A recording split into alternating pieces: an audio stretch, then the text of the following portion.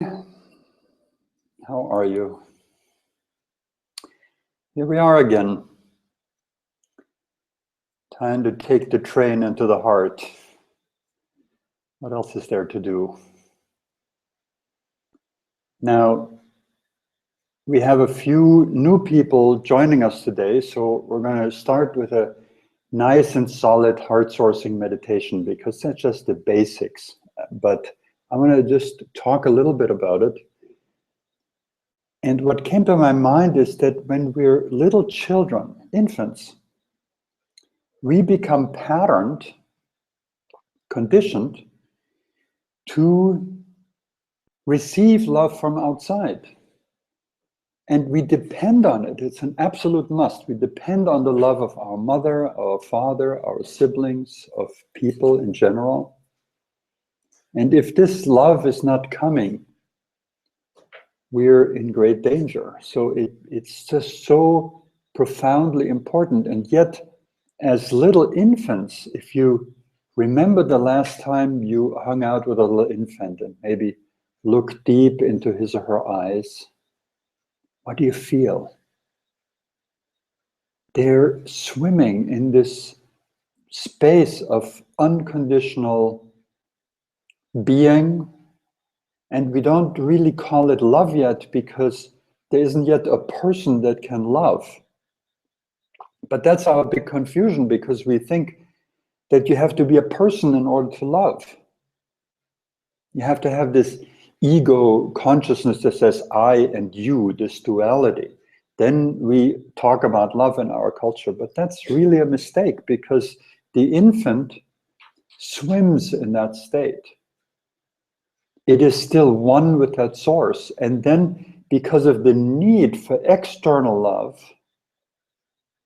we don't learn, we in a sense forget, but we, of course, as individual beings have never known it, that this great source, this infinite source of love is inside of us. And there is no end to that love. Now, it's a little tricky because we're so conditioned to have this duality of love, this sort of, if it goes a little bit into it, that it becomes this drama of love. So when we do heart sourcing, we don't go into this drama, we go to the very source. And that source, in the deepest part of our being, is not dramatic because it's not personal.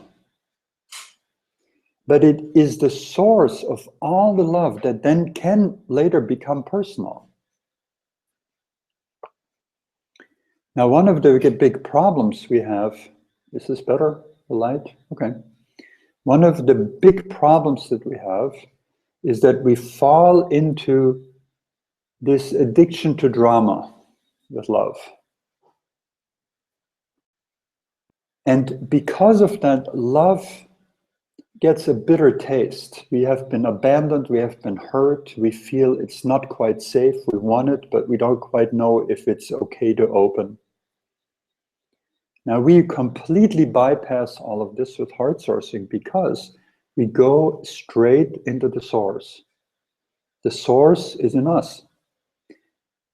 This may even not be clear for some people. When you love someone, you have this kind of sense like it's coming from them. But is it really? Yes. When I look into the mirror, I can see my face. And hopefully I like what I see. But is the origin of what I see out there or here? Yes, of course, it's here. And it's the same with love. And we can realize that when we come to know that, where do we really experience love? We love someone or something, but the experience of love is always internal. So that's where we're going with heart sourcing. We're going there directly. And There's a number of reasons for that, but one primary reason is that we go there in order to fill up from this incredible essence, to let it heal and nurture us. So we are then capable, because we're filled, we're full, we're then capable to love others simply because it's the overflow, because it's just the natural thing to do when you are deeply in love. In other words, when you are in love in yourself, then sharing it allows you to get more. And then we can be in relationships without that sense of need. I need you to love me. I love you, and what do you have for me? Which all of that stuff just poisons the relationship immediately. It may not be obvious because we do it so routinely. But wait a few years and it bogs down in that type of, this for that, and, I'm not getting enough here, and, he's not doing that, she's not doing this, and so on. Whereas when you know to fill yourself first, all of this is cut out. Because you know yourself to be the source of the great essence of being, which is love. We're right now here in Tiruvannamalai, and this is, of course, the place in South India where Ramana Maharshi, the great sage of Arunachala, lived. Arunachala mountain is actually right behind this wall. And he said one thing that is very important to remember. He said, enlightenment is when the mind dissolves into the heart. So our goal is to have that happen completely, where we completely live out of the wisdom and the love of the heart. I don't mean the emotional heart. I mean the hridayam, our very source.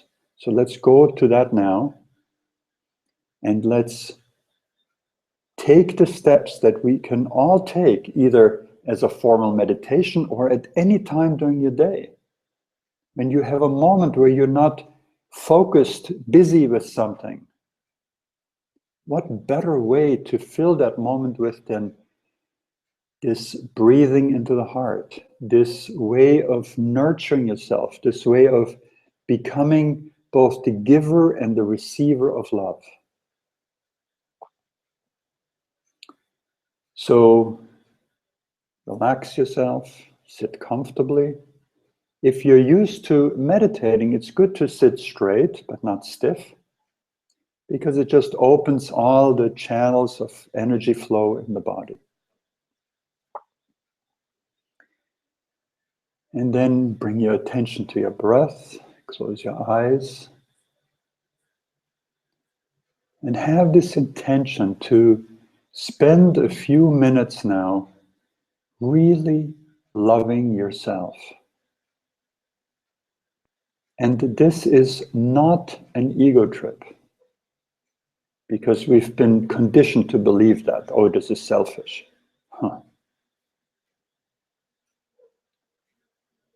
How selfish can it be to fill yourself with love for all things and all beings? How else can you give love when you don't have it in the depth of you? Now, we all have it, but we don't know it. So let's go to the place in us that knows, that has it, and that has it to fill us and to give from there. So as you notice your breath flowing peacefully in and out, and if the breath is a little jagged right now, just notice that. And let it come into peace. And you may hear some noises because there's a big celebration going on. This is right now Sunday evening here, and there's parties and firecrackers and everything outside the window. So it's all good. So bring your attention into the breath.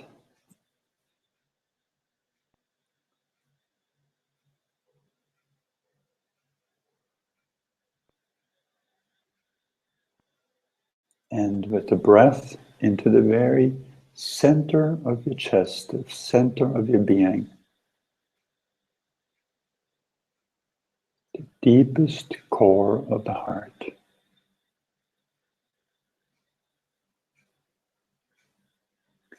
And it's easy to bring your attention there when you picture a brilliant point of light in the very core of the chest. And let your attention be attracted to that light.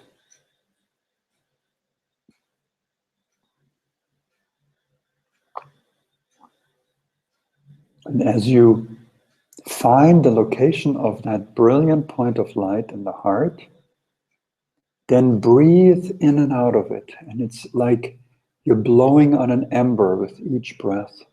And that point of light becomes more powerful, more noticeable.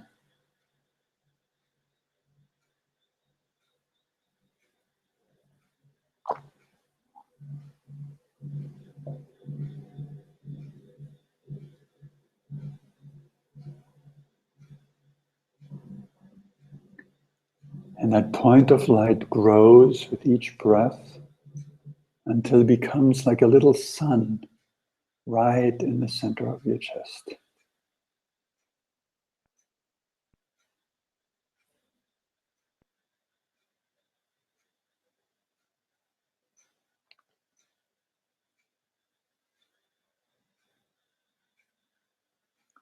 And if you can see in your mind's eye this sun, this is perfect. And if you relax even more deeply, you may be able to feel the warmth and the light and the love that emanates effortlessly from the sun. Because the sun is effortlessly radiant.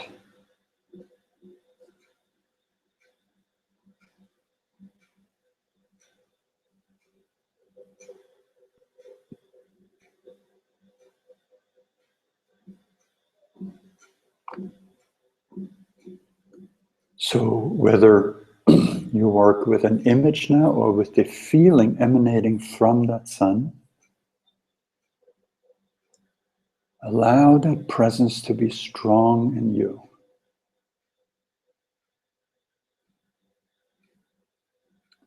Breathing in and out of it still. And if the mind gets distracted and goes on a little trip, just bring it right back to that image of the sun.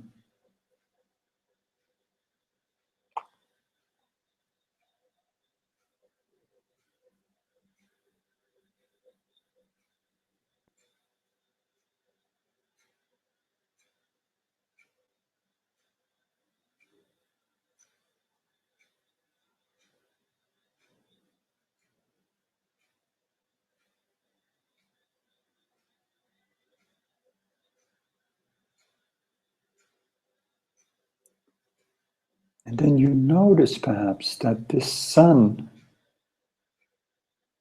not only radiates its warmth and its light and its love from inside out, but you in the rest of your being are now able to receive this light, this warmth. So become fully open and receptive to this wonderful warmth from inside of you.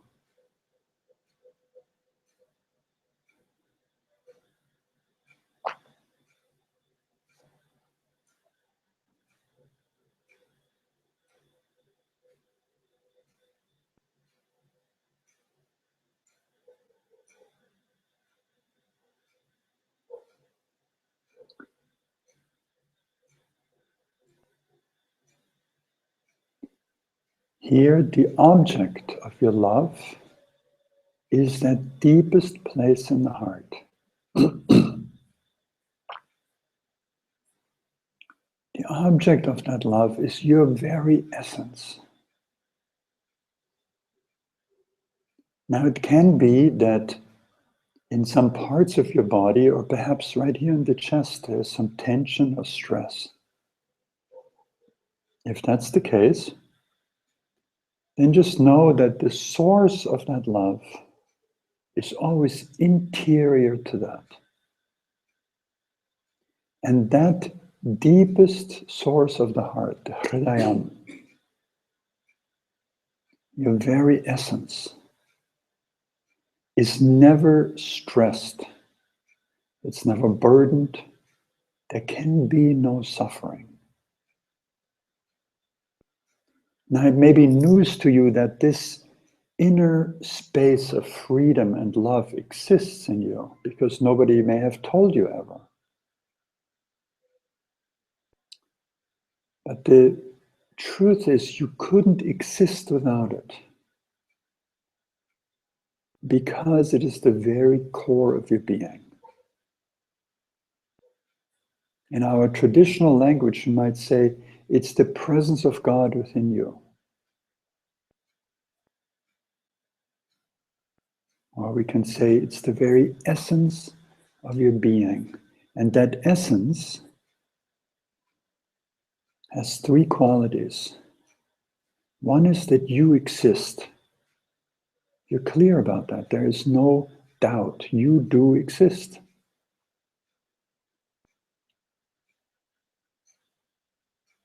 Another thing about this essence is that you are conscious. And the third aspect is the blissful nature of this innermost reality. And that bliss is the same as love.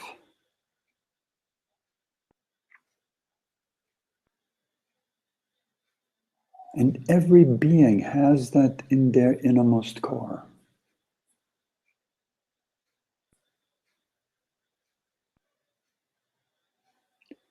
Enlightenment is when the mind that keeps us busy with the outer world dissolves into the heart.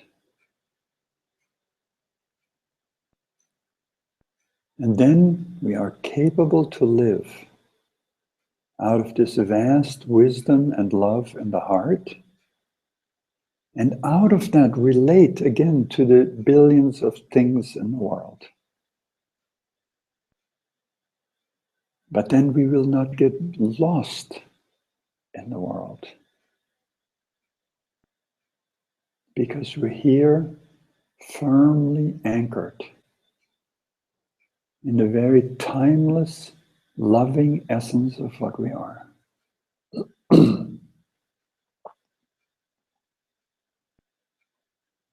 So let's leave words behind. And I just invite you to feel that essence of your heart, to really let go into it.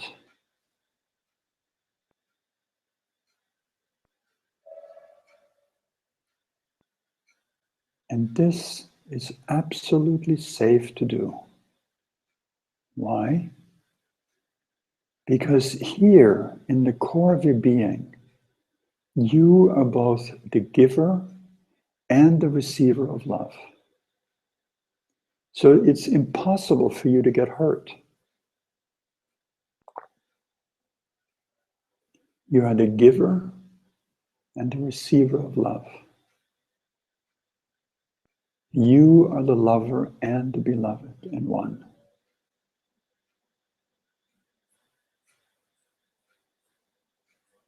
So let this inner sun shine on your entire personality so it can deeply heal and deeply be nurtured.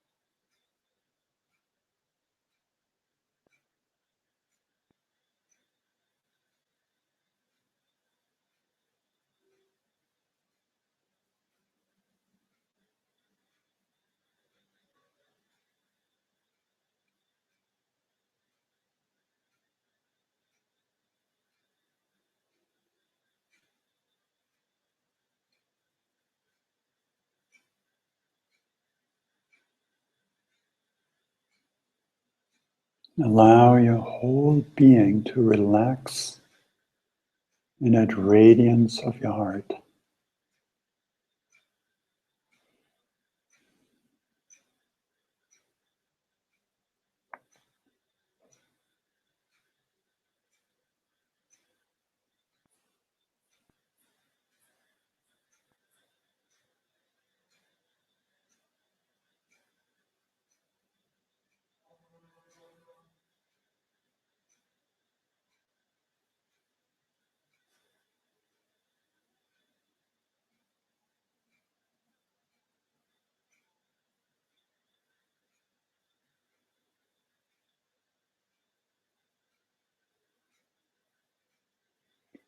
Allow your whole being to be filled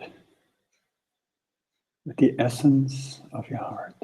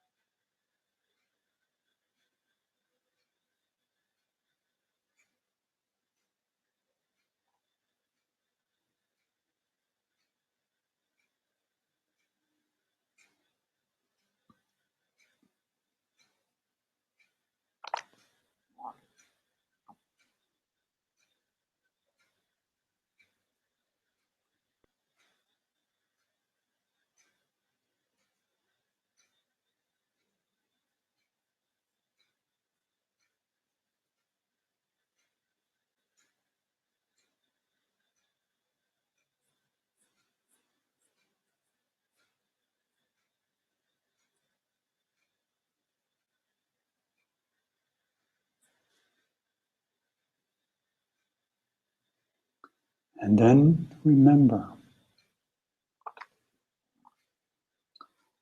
that there is no limit to this grace of love that you can receive from inside of you. The only limit is the limit we ourselves set because we're tense or we're not trusting. And of course, we have learned not to trust because of external experiences that we've had that were painful and hurtful to us. And just keep remembering that with heart sourcing, there can be no such thing as being hurt in loving, except when you don't do it. There's no one here that can hurt or abandon or betray you.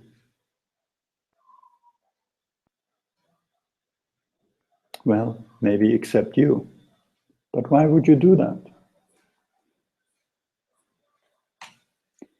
We may even be in a habit of that, but we can then wean ourselves out of it because there's nothing more healing than this great unconditional love in you. So what you can do now, if you like to pick this up as a practice, you can use this recording and find the beginning of it, whatever minute it starts, and just replay it a number of times during the week and make it into a formal meditation. And in this way, you practice this and your being begins to remember what to do. And then it becomes more and more likely that you'll remember in the middle of the day. Maybe you're stuck somewhere in the grocery line or you're sitting in traffic and your mind is just spinning and aggravating. And you realize, hey, wait a minute, I can just go into my heart right now. And it may not make a big difference anytime you do it. You may even not feel it at some times when you do it. But every time you make this attempt to go into the heart, to let go of the mind that's aggravating and worrying and come into the heart, you create a habit of sanity, a habit of self-love, which then translates in love of all. And every time you do it, whether it seems like a success or not, it is cumulative. It builds on itself. You will become better and better at it.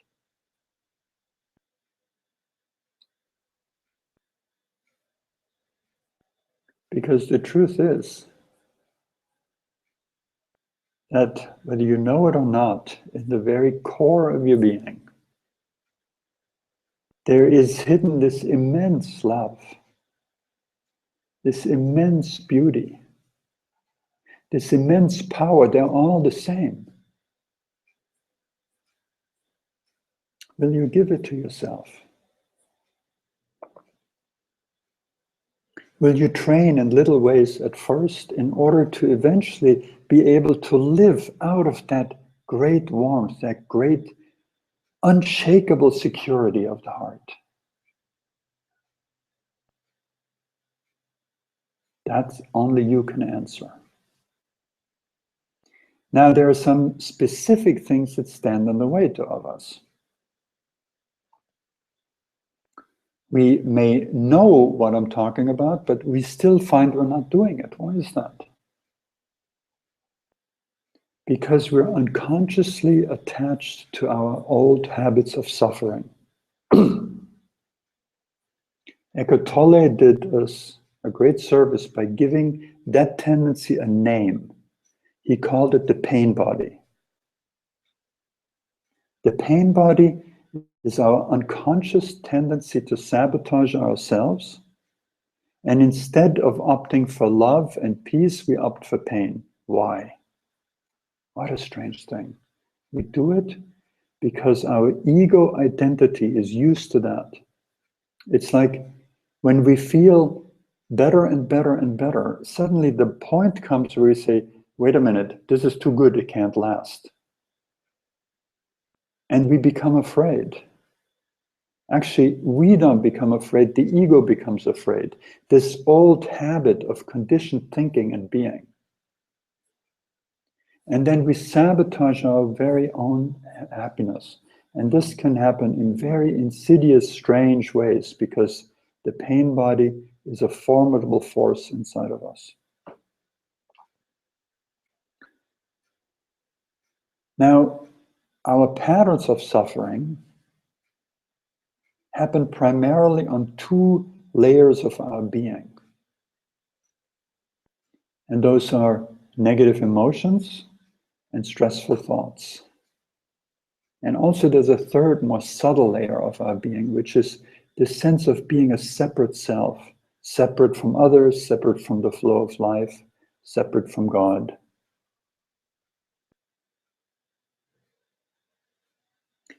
For each one of these layers, we have a specific antidote. Now, some people beginning to do heart sourcing practice can just step into it and it works. It's easy for them. They can feel the heart pretty quickly. At first, we start with the imagery of the light and the sun. Some people use a well or a fountain, something that just brings forth this nectar of the heart, and they fill themselves up with it. That works just as well.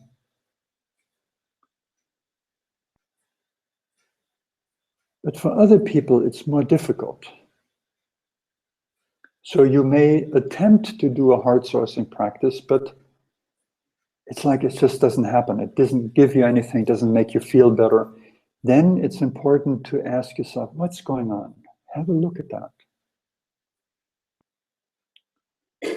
So here are the different issues that can be happening. One is that your mind is just not still. It's distracted, it's jumping around, it's going from thought to thought. It just doesn't give you a break.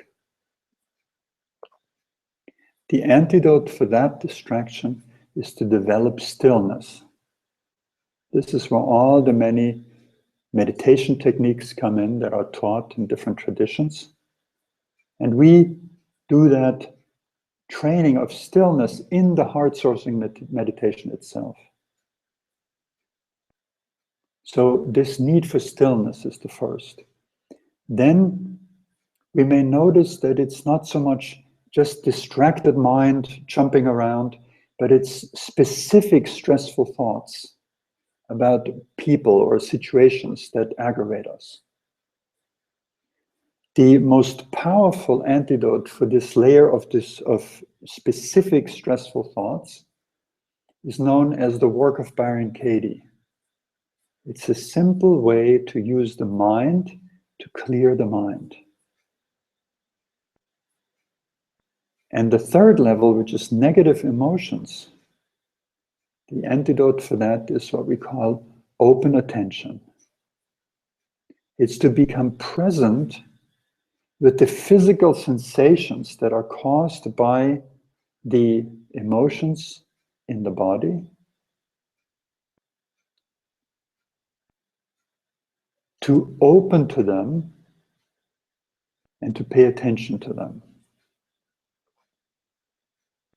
And we open to them despite maybe a lifelong habit of hating these feelings, of pushing them away, of running away from them, of trying to sometimes indulge or complain about them. So all of that hasn't worked.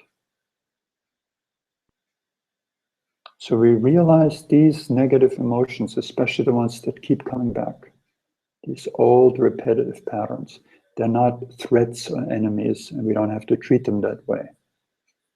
They are parts of us that need help. And how are we equipped to help them?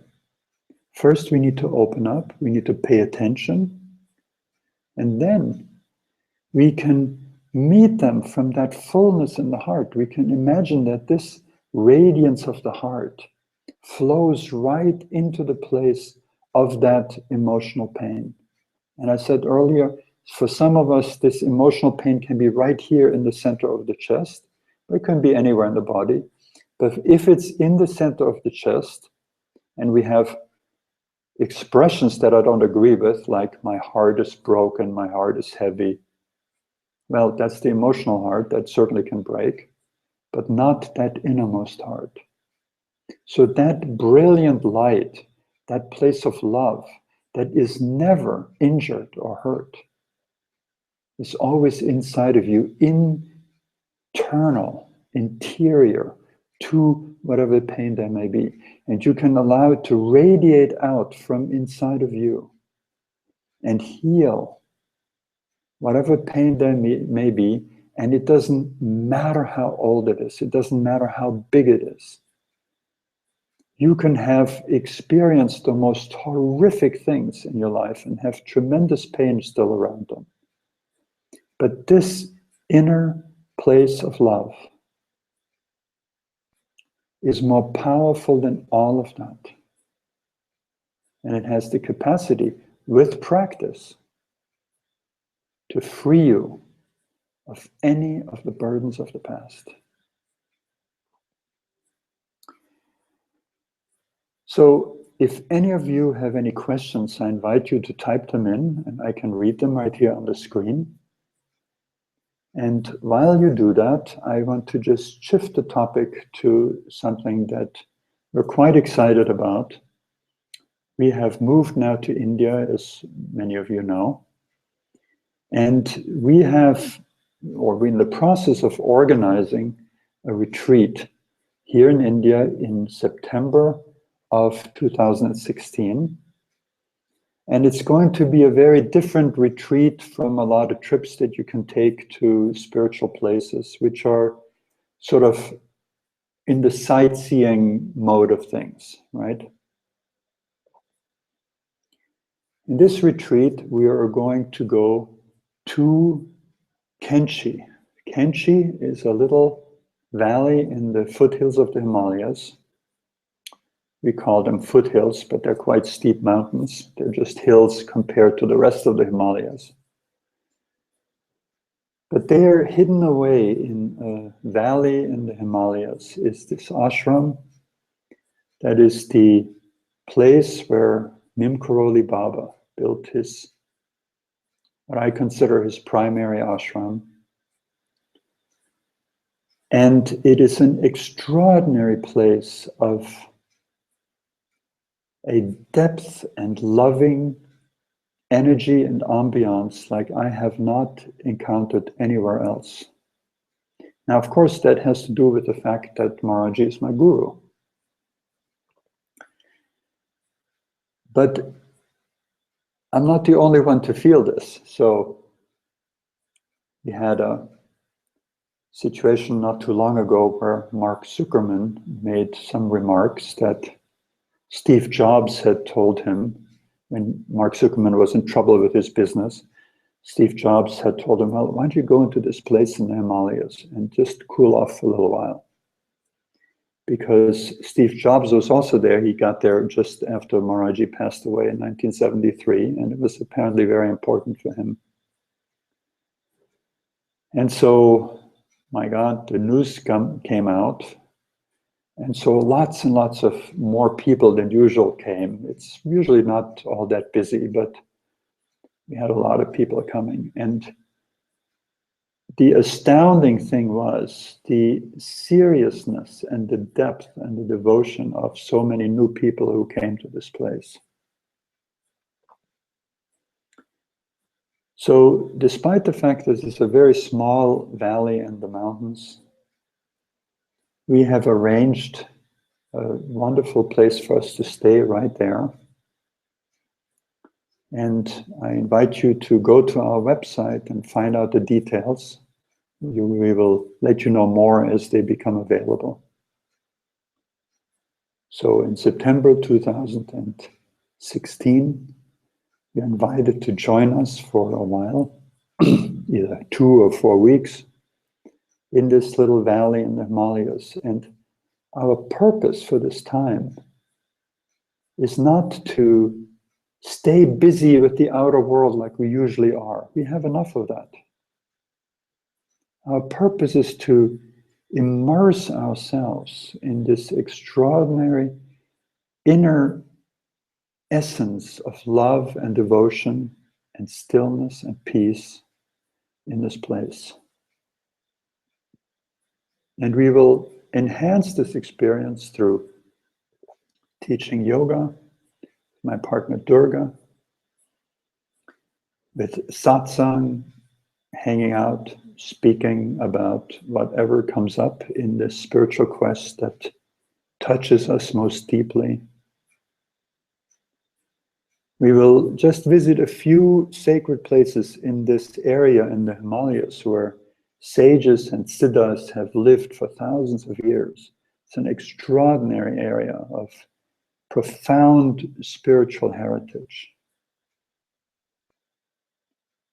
We will enjoy wonderful companionship, and I know already that every time we are there and we meet people there, it's like we become friends for life.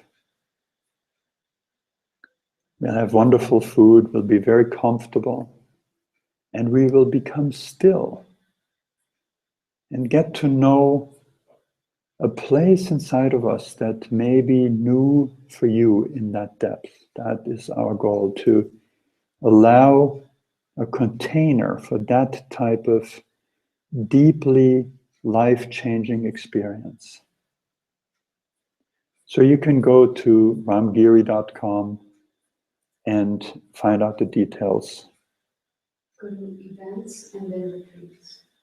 Okay, yes, I'm being told to go on the website, go to events and then retreats. That's where you find it, little treasure hunt. Okay, so I see that there aren't any questions. That's okay, so let us just come back into the heart. And you may notice how easy that is now that we've just done this practice together. And that's partially due to the magic of satsang, which allows the transmission. You know, here we are and we're in different parts of the world.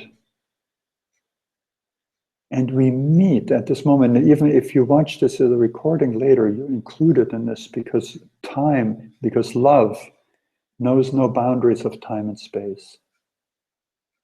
So we come into this common space of love. So what does that really signify? What does that show us? That there's something inside of us that is not separate from each other. So for a moment, just feel that. Feel the connection that you have right now with me and everyone else watching. You may not know who they are, but you are present in that field of awareness and love that we all are shaping in this very moment.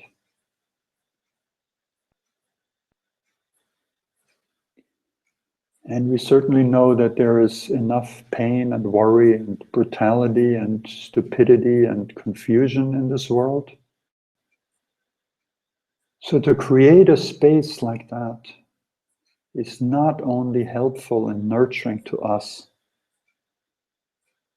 but it's profoundly helpful to the world. We don't do it that way.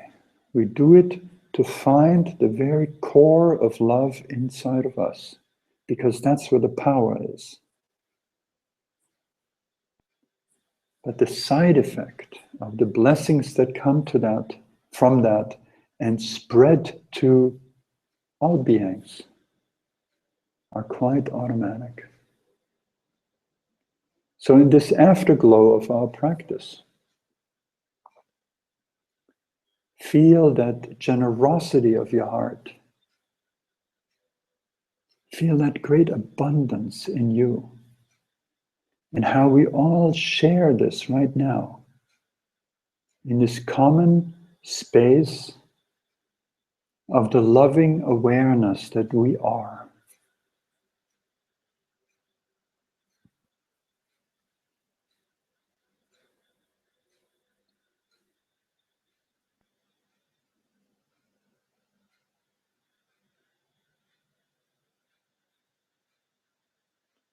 And so much of the time, your mind, like many minds, may be busy to criticize ourselves or to find fault with ourselves or to have fear of the future or regrets of the past and all that stuff in the mind.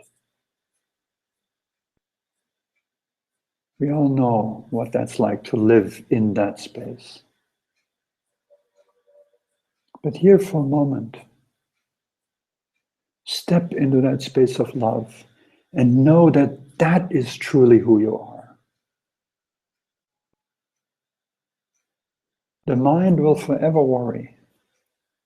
It will fret, it will regret, it will do its dance of fear and anger and so on.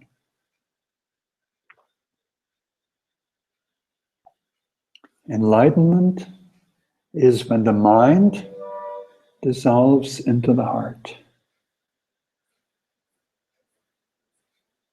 And when you begin to live more and more out of that space of the heart, you taste enlightenment right there. It may come in little doses, that's perfectly fine.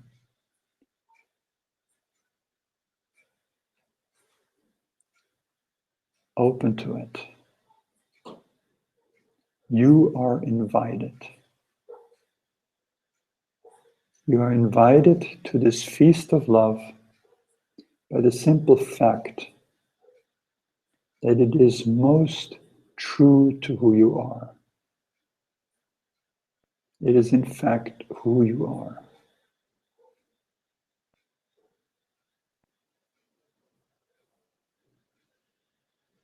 So the invitation is open. Will you take it? Will you keep coming to the heart? Will you keep nurturing, feeding yourself from that inner source, healing yourself, filling yourself to the brim. And whenever you do something that's not yet skillful, embrace it in that love as well. This is the best way to get free of it. Become conscious, so you are less and less prone to repeat it. And any self-recrimination, self-rejection, self-criticism, embrace it in love. It's just old, conditioned habits. You yourself are nothing other than pure, unconditional, all-embracing love. Namaste.